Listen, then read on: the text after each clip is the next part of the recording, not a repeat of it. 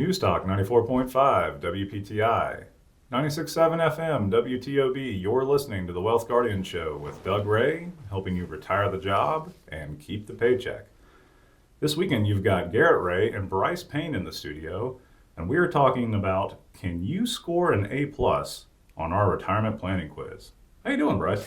Well, Garrett, I am doing pretty well. Hope you are. Doing okay, doing all right. Good to see you here in the studio this beautiful weekend morning. We are off the ground and running. I'm looking forward to this topic here, getting an A+ on your retirement planning quiz. But before we get to that topic, there's always two things that we want to cover. So let's start off with the Wealth Guardian Service Salute.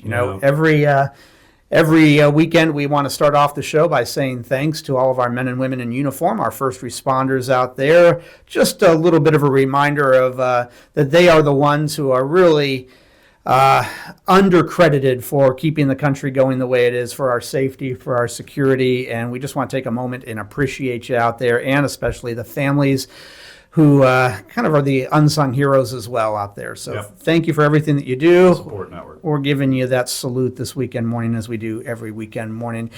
And of course, the second thing that we want to get into, Garrett, is getting to know your Wealth Guardian's retirement advisor just a little bit better. And the question we're going to ask ourselves this morning is, what is one of the biggest regrets that you have at this point that if you could call for a do-over, you would? Yeah, for me, when I kind of look back on, my career, life, what have you, the one thing that I do regret was, if I go back to my time as a naval officer, I had 2 tours of duty, 1 deployment, and I had the opportunity to potentially go on a second deployment. I always knew that I did not want to be a career Navy guy, 20 plus years. I've always had an interest in business and finance, and so I knew I wanted to kind of serve in the military and then eventually get into business. But I do wish I had signed up for that second deployment. We did the whole training cycle for it, had a great group of sailors, and at that point in time, for the junior officers, they were trying to get your warfare qualification, and I was already qualified, so I'd met the needs of the Navy, so to speak. So there was no business need for the Navy to have me go on a second deployment, but I had the opportunity. And I chose to basically exit the Navy and enter the business world, at 26 years old. And I wish I had done that second deployment, just a really outstanding group of men and women that I was there for the entire training cycle. And then they're like, hey, you've got an opportunity to do a rotation or exit. And, I didn't want to continue on to the next rotation, but I did want to deploy again. Wish I could do that one over. Yeah, I hear you. Well, of course, it got you to where you're at today, and no regrets today. Yep, absolutely. For me, it would be back in 94. I went on a little vacation when I was in the Peace Corps in Honduras. I hopped over to one of their little islands, Roatan, which was an undeveloped, it was undeveloped, but it was very underdeveloped tropical island down there that you could only access it by taking either a ferry or a puddle jumper over to. Yeah. And went over there with some other Peace Corps volunteers, and we just had the time of our lives on the beach with in these little rinky-dink shacks that served up margaritas and whatnot. And walking down this long beach, there was this dilapidated house on the beach with a for sale sign, almost inaccessible. Oh, wow. And he's like, how funny, I even took a picture of it. How funny would it be if I bought this place as a fixer-upper? And as it turns out, Honduras decided to invest in Roatan. They built a international airport there, and they built a road going back to this part of the island where it now made that part of the beach car accessible instead of just walking accessible. And that probably $5,000 investment is probably worth $15 million today because all around, it was taken up by hotels now, but had I thought about it, I probably would have never done it, but I sure wish I had at this point. There you go, opportunity cost. Anyway, we both have some regrets there, but it got us to where we are in life. All right, let's go ahead and get to it here. Can you get an A+ on a retirement planning quiz? This is what we really wanted to talk about here this morning. And I don't want you to dread this as much as you hated hearing these words as a kid, but it's time for a pop-up quiz. What we're doing is we're putting retirement planning preparedness under the microscope with 5 critical questions to which you need to know the answers. So let's sharpen the pencils and let's see how ready you are for retirement. And the first question we've got, let's see how well you can answer these. At what age should people start saving for retirement? Is it A, when you begin working, B, after you buy your first home, or C, when you've paid off all your debts? Yeah. At what age should people start saving for retirement? Think about your answer. And Garrett, what say you? When you begin working, after you buy your first home, or when you've paid off all your debts? Yeah, so for me, Brice, and really, I'd say just general guidance to the listeners out there, it's got to be letter A when you first begin working. As you go through life, you're always going to have at least some amount of what we call healthy debt, the mortgage, that sort of thing. And life throws you curveballs where you may have other debts in the future that you have to pay off. But the one thing that we have to remember about compound interest and growing an account or wealth on your side that one day is going to be used for retirement is time. The earlier you start, no matter how small a contribution, when you're in your early to mid 20s, man, it can make a difference. And if you talk to a lot of folks who are thinking about their retirement journey, they say, man, I wish I had started earlier. All about compound interest. Absolutely. And with 401ks structured the way they are, most companies out there, not all, but I'd say probably 90% of companies out there offer some sort of match. If you do nothing for your young adult child who is in their early 20s, just graduated college, and you just say, hey, if your company offers a 4% match, if you put in 4%, that's 8% total of your salary going in each and every paycheck. Just match the company match. At least do that. At least do that, and it becomes an automated way of investing for yourselves. It's just like signing up for Netflix, and Netflix bills that bill every month, and you don't even think about it, but you get to enjoy Netflix. Treat investing the same way, and the 401k is the easiest way to do that. Yeah, I agree completely. Yeah, after you buy your first home, no, it has nothing to do with when you buy your first home. And when you've paid off all of your debts, now, as you mentioned, there's some good debt and there's some bad debt there, and you might want to take into consideration what kind of interest is on your debt there. You might want to take care of that in an expedited manner. But yeah, you begin saving for retirement as soon as you begin working. All right, number 2, which of these is the best estimate as to how much income you're going to need in retirement?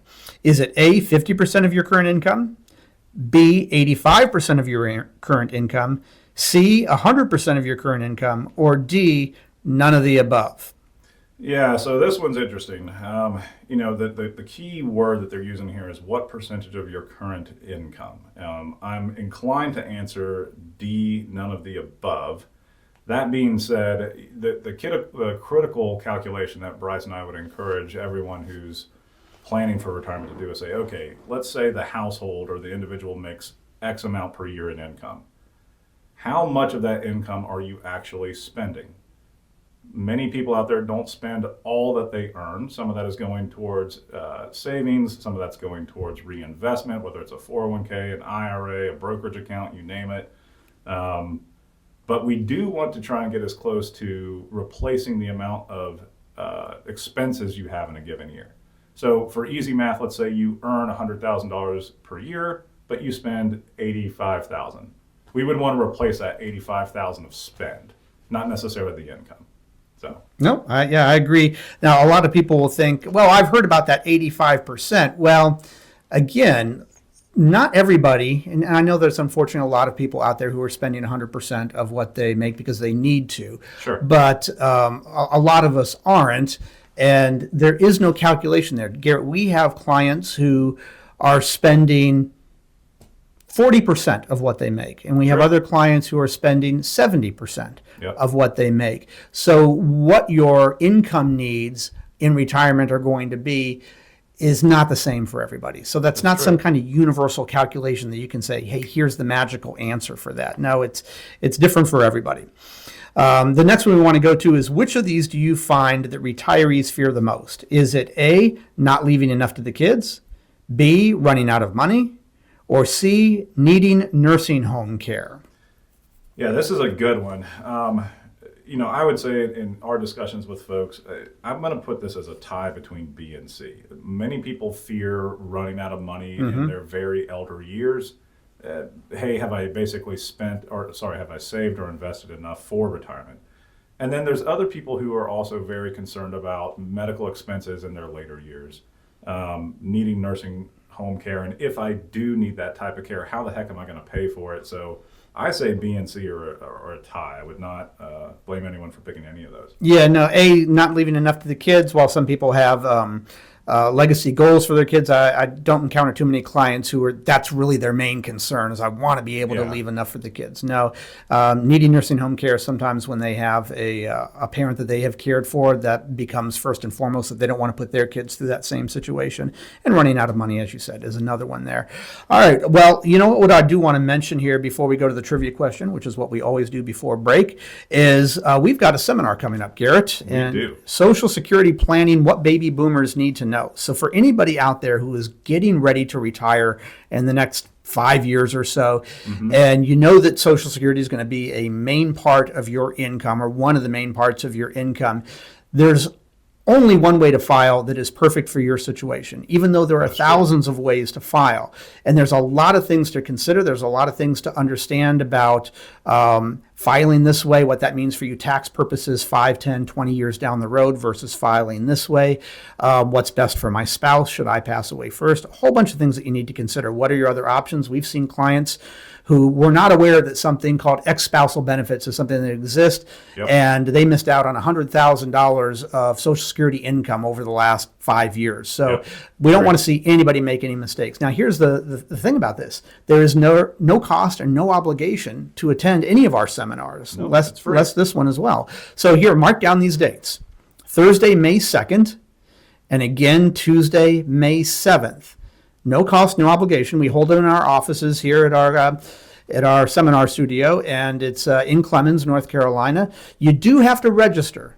Now, it is free, but you do have to register. So here's the number that you'd call, 336-391-3409, 336-391-3409. Or you can also go to our website, thewealthguardians.com, and click on the events tab and register that way.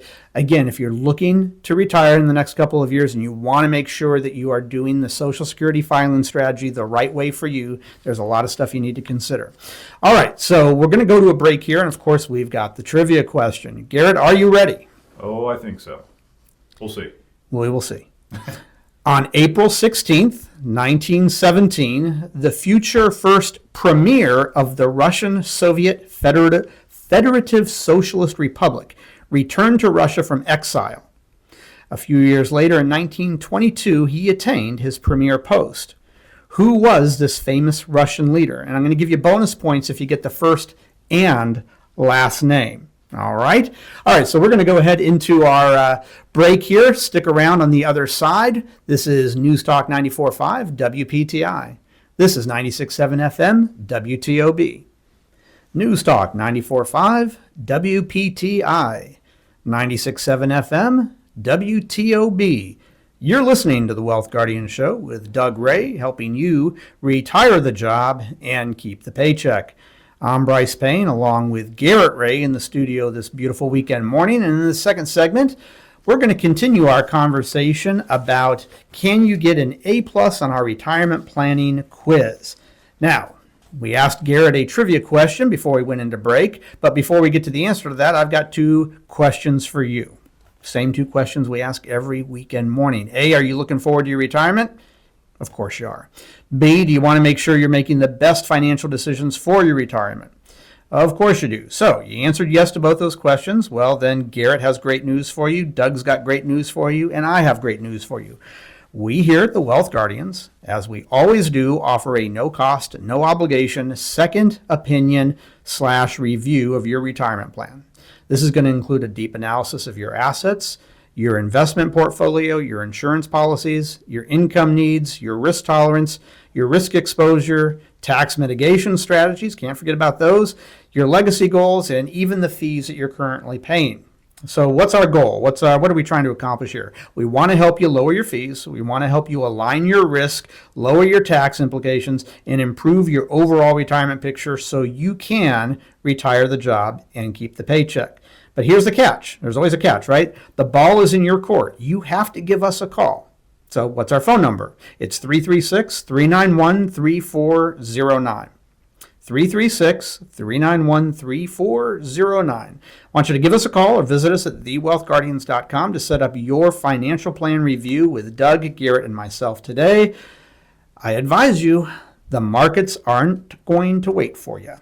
All right, so let's go ahead and get to the answer to this trivia question. I saw during the break Garrett was hemming and hawing over this, trying to rack his brain around the wealth of historical knowledge that he has when it comes to history. Yeah. And Garrett, on April 16th, 1917, the future first premier of the Russian Soviet Federative Socialist Republic returned to Russia from exile. In 1922, a few years later, he attained that premier post. Who was this famous Russian leader? And I'm going to give you bonus points for the first and last name. Yeah, so post-Bolshevik Revolution. So I mean, I don't know if I know his first name, which is sad because I know the second guy was Joseph Stalin. This has got to be Lenin. I just don't remember his first name, which is troubling to me. What is almost every Vladimir Lenin? There you go. Right. Vladimir Lenin. So I thought it could be Vladimir, but I wasn't 100% sure. Yeah, so, when in doubt of a Russian historical figure's first name, go with Vladimir, right? Vladimir, yeah. Well, you got it. Once again, we cannot possibly stump Garrett when it comes to history here. All right, so let's continue our conversation here on retirement planning quiz. In the first segment, we talked about at what age should people start saving for retirement. Our consensus was when you begin working. The second question we asked is, which of these is the best estimate of how much income you'll need in retirement? 50%, 85%, 100%, none of the above. Yep. It was none of the above because everybody is different. That's true. And then we asked, which of these do you find retirees fear the most? Not leaving enough for your kids, running out of money, or needing nursing home care. And it's kind of maybe a 50-50 tie between running out of money and needing nursing home care. So we've got two more to get to in this second segment. And let's go here with which of these examples best represents a diversified retirement plan. Right. All right. So which of these examples best represents a diversified retirement plan? Get your pens ready. Is it A, a mix of 60% stocks and 40% bonds? Is it B, 3 rental homes in different neighborhoods along with a significant amount of cash in the bank? Is it C, 10 to 12 different mutual funds? Or is it D, none of the above? Garrett? Yeah, and I'm sure there could be a segment of the listeners out there that say, hey, I'd like to have all those things. For me, I'm going to have to go with letter D, none of the above. There are some good examples of investments in these selections. A 60-40 portfolio, 3 rental homes at cash flow, and then 10 to 12 different mutual funds. Not bad. But I would argue that each of those answers as a standalone is not true diversification. I'd say the closest you get to is just the general portfolio of 60% stocks, 40% bonds. I mean, we could talk about what that's comprised of. If the 60% stocks are all in oil and gas stocks, and that's not diversified at all. The other thing that, diversification as far as physical neighborhoods, that sort of thing in real estate, there still is the issue with, getting appropriate renters and that sort of thing. Is the neighborhood in an acceptable part of town that's attractive where you can get good renters? There's all types of things that all these investments, as any investment, has a risk associated with it. That's true. That's where I was going to take the conversation as to the risk. Yeah, and so that's you and I are thinking the same thing. Just because these 3 examples are given does not necessarily mean that it's properly tailored to your risk. There you go. How interested you are in taking risk. What type of growth you might need. Exactly. Yeah. One thing that I tell clients... How long do you want to hold the investment? I mean, if you're talking real estate, you may, in order for that to properly cash flow, have to hold it for a decade plus. There you go. Now, if any of these best represented a diversified retirement plan, I'd probably go with the 10 to 12 mutual funds. But are we saying that that's appropriate for any given individual out there? No, we here at the Wealth Guardians don't even use mutual funds as our portfolio allocation because of costs. Yeah. We try to not only put you in a good position for growth, but we're trying to trim your costs and your fees as much as possible and also save as much as we can in tax mitigation. Mutual funds is definitely not a way to go if you're really trying to save on taxes. And we could have a whole show on why that is. But yeah, you hit the nail on the head, Garrett. Risk. I encourage our clients to ask a question when they come to us.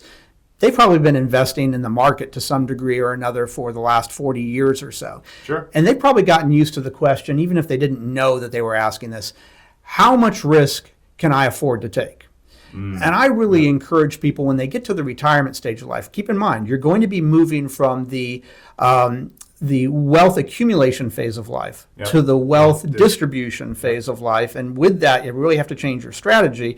And I encourage them to start thinking, instead of how much risk can I afford to take, is how much risk do I need to take? Yeah. If you've already saved up enough money where you were only getting 3 or 4% return for the rest of your life, and that was going to be more than enough money that you needed to live out the type of retirement that you needed to, sure, is there a point in continuing to take risk? Right, exactly. Can you dial back? And I think that's a great way to set the expectation is, if you've done the meat of your working years, when you're in your 30s, your 40s, your early 50s, and you've really put in the time to grow that account up, or those several accounts up, how much risk do you really have to take once we're talking about getting retirement? If you could dial back the risk, and yes, dial back your expected rate of return, and it was still enough, wouldn't you be happy? Most people would. At least ask yourself that question. Yeah, at least start thinking along those lines. We're not suggesting that you're wrong for not coming to that conclusion, but at least we want to expand on that part of the conversation a little bit. So, which of these examples best represents a diversified retirement plan? A mix of 60% stocks and 40% bonds? 3 rental homes in different neighborhoods along with cash in the bank? Well, that one's right out. 10 to 12 different mutual funds? I can see some people wanting to answer that way, but we're going to go with D, none of the above. Now, what we are going to go with before we get to our next one is reminding you about our upcoming seminar. So let's imagine that you're getting ready to retire here, and one of your main forms of income in retirement is going to be Social Security. It's not going to be your only form of income, but it's going to be one of the main ones. You probably want to make sure that you have a pretty good understanding of what the implications are of filing this way versus that way. There's over 1,000 different ways and timings for you to file for Social Security. There's spousal benefits, there's widow benefits, there's your primary benefits, there is ex-spousal benefits, believe it or not, there's disability benefits. So once you file, and you've waited a year, there is no going back and undoing that filing strategy. Even if you talk to a financial planner and they said, oh boy, sure wish you had filed this way because that would have meant $50,000 over the next 20 years more for you. You don't want to hear that. Right. So really what you want to do is sit down and listen to some fiduciaries who are certified with the National Social Security Association to explain to you all the things that you would want to consider when getting ready to file for Social Security so that you are not doing it the wrong way. And we've got our seminar coming up. The coolest thing about our seminar, Garrett, is there is no cost or obligation to attend. It's free. Hey, that's something that we like. So it's Thursday, May 2nd. All right, that day probably works for you. If it doesn't, think about this one, the alternative date, Tuesday, May 7th. You might ask yourself, well, where is this free, no cost, no obligation seminar, Garrett and Brice? Well, it's at our office in Clemens. All right, just outside of 6:30 p.m., just outside Winston-Salem. Don't have to pay to come, but you do got to register. So how would you do that? You'd give us a call at 336-391-3409. 336-391-3409, or you can also register at our website, thewealthguardians.com. All right, we got one more to get to here before we're letting you have the rest of the weekend to yourself. To make sure you don't run out of money in retirement, only withdraw blank percentage from your portfolio each year. Is it 1%, B, 4%, C, 6%, or D, find another strategy altogether? Yeah, this one's tough too. Most people might answer letter B, 4%. That's a good rule of thumb. I'm going to say the answer is D, find a different strategy altogether. Hey, I would agree. Yeah, rules of thumb are great. I use them as a starting point. But as we've talked a lot about in the show, every individual, every household is slightly different. Let's really understand what your income needs in retirement look like and build the plan from there. There you go. Not just lockstep into 4% of my portfolio's worth each and every year. That's a little bit too strict for us, and it's not really tailored to your needs. Yeah, and a holistic financial planner can really help you understand what kind of income you can expect in retirement and not be jeopardizing your net worth by, say, age 85 or whatever. Hey, you know what, Garrett? It's that time. We're out of time. Yep. All right. So we're going to let you have the rest of the weekend back to yourself. Thank you for joining us. We always appreciate it. We hope the rest of your weekend is everything you want it to be. This is Brice Payne along with Garrett Ray. The show is The Wealth Guardians, helping you retire the job and keep the paycheck. And I do want to remind you, sound financial plans do not create themselves. This is News Talk 94.5 WPTI. This is 96.7 FM WTOB.